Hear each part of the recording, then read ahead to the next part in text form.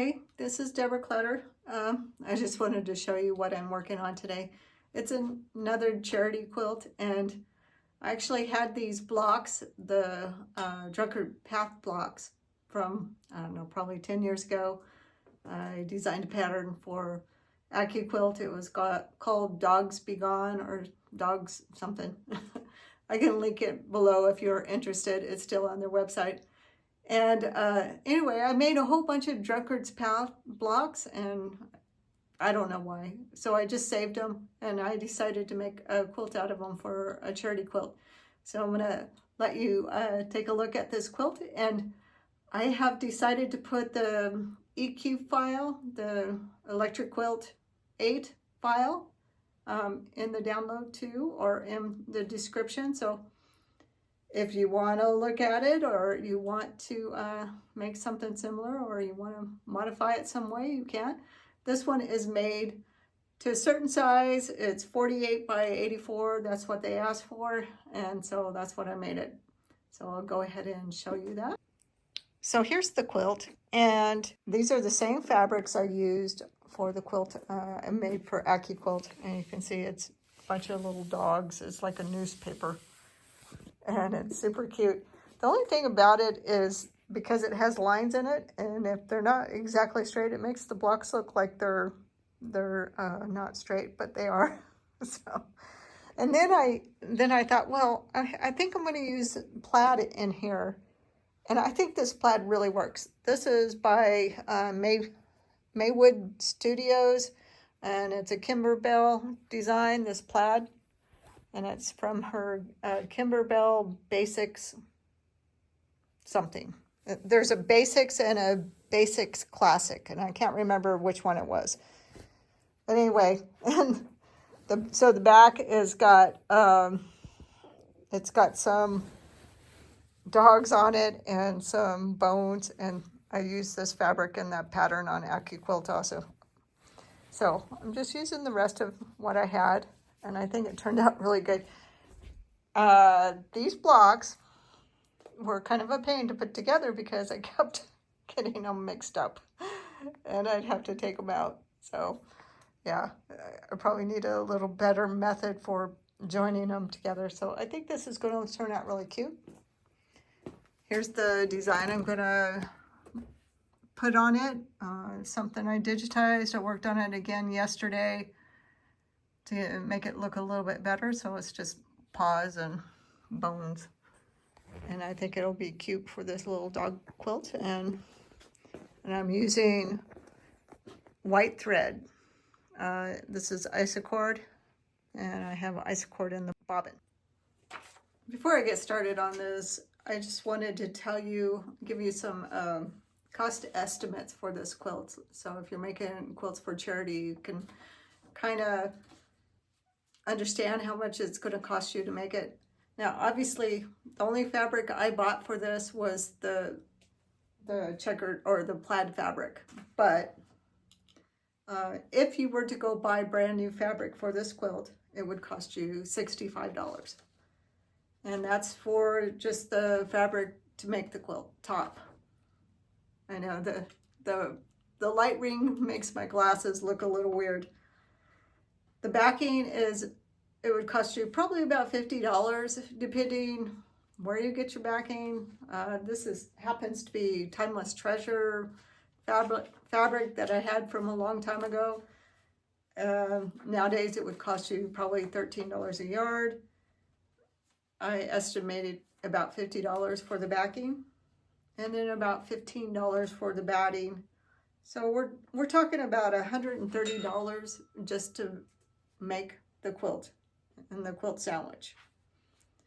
So quilting cost, if I charge somebody 0.02 for the quilting, it would cost $80. So you're looking at another $80 plus the $130, so $210 for this quilt.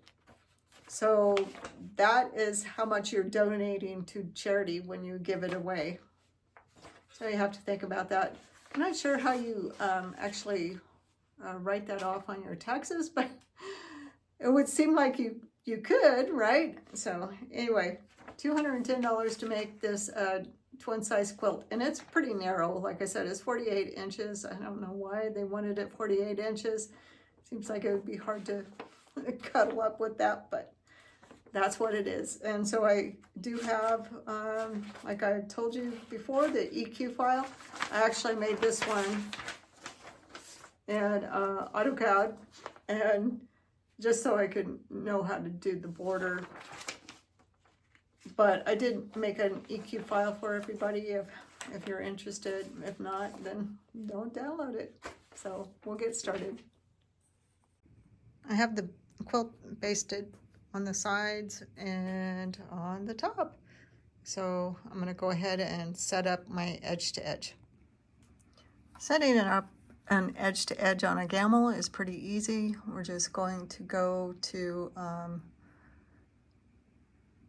edge to edge, and then it's going to ask us to click on the upper left corner of the quilt.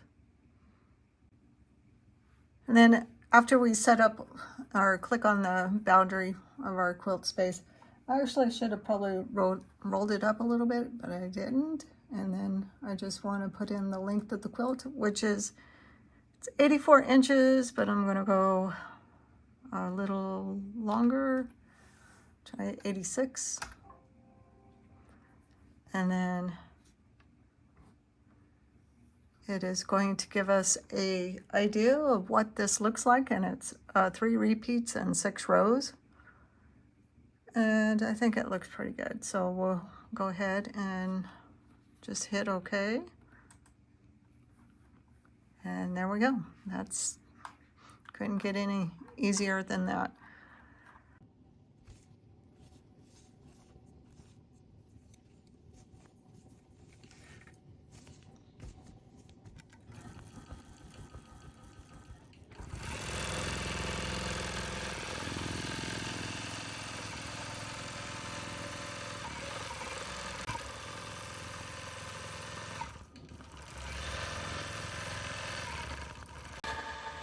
Looks like this is going to go really fast.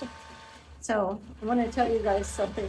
I spent 2 days cleaning up all my files for my Longarm, and I think I had like 1,600 quilting designs. Some of them were free patterns from Gammill when I got it, and just a bunch of stuff on there that I would never use and I didn't like. So I spent 2 days cleaning it up. And every time I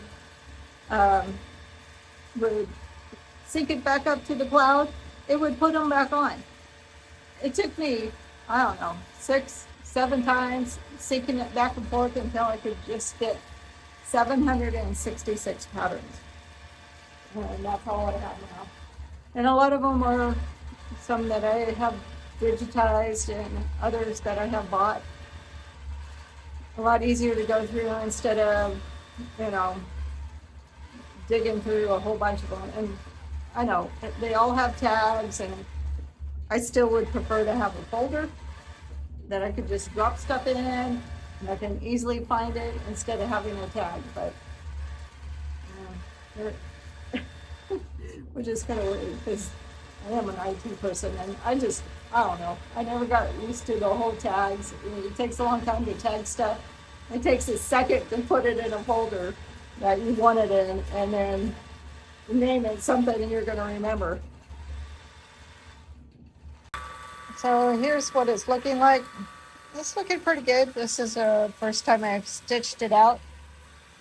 Gammill always does weird stuff when you put the stuff in their software. See how this is kind of, I don't know, flattened right there? I noticed another spot too. Where was it? Somewhere else. It looked a little wonky. But anyway, yeah, it does weird things sometimes when you put it in their software. You have to straighten it up. So it is what it is. So I made a mistake. I forgot to check my tension this morning. I got in a hurry, and it is too loose on top. Yeah, I don't know if you can if I can get it closer. I mean, it's not super bad. Not bad enough to try to take out or anything, so you just have to adjust the tension a little bit. But yeah, I always check the tension before I start, and I just don't know why I didn't. So I am getting some vibration on my machine for whatever reason, and I don't know if that's what's causing this, because I did notice one day it was making some of my lines wonky, but look at this over here. So I will show you guys the art and stitch file. It doesn't look like that. And it really doesn't look like that on the screen. But sometimes this will be a curve, and Gammill will put a line node and a line node there when it converts it.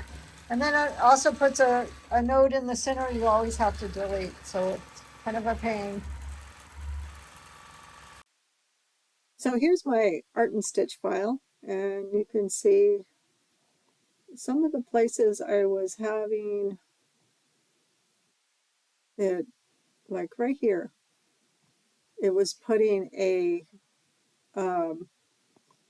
like a weird line, and it does not look like that.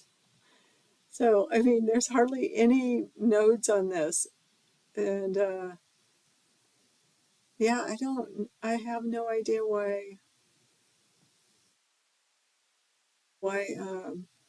Gammill software does that when it converts stuff. Because all the loops, I mean, I have barely any nodes. So I don't know. I mean, I can't really correct it in Art and Stitch. I might have to do it in my Gammill software. Okay, the quilt is all done. I didn't show cutting it off the frame. I'm trying to make this a short video, and I think it looks really good. I am going to use plaid a little bit more in my quilts. I think it looks really cool. And so you can see all the quilting. It's a nice loose quilting, and it looks really good. We'll look at it from this side, and then I'll turn it over and let you see the back. Surprisingly, I got it about even on the sides with this fabric right here and this fabric, and I wasn't even trying, so I think it turned out pretty good. There's a big patch of the bones right here, but there's none on the bottom. So it's only on the top. I guess you can always tell which way is up, though this way is up. I had meant to put it on the top. Oh well. Okay, I guess you'll know which way is down. I don't know. But isn't this a cute pattern on the back? It looks really good. And I think the quilting looks good, just done in the white. It just kind of blends in and it looks really nice.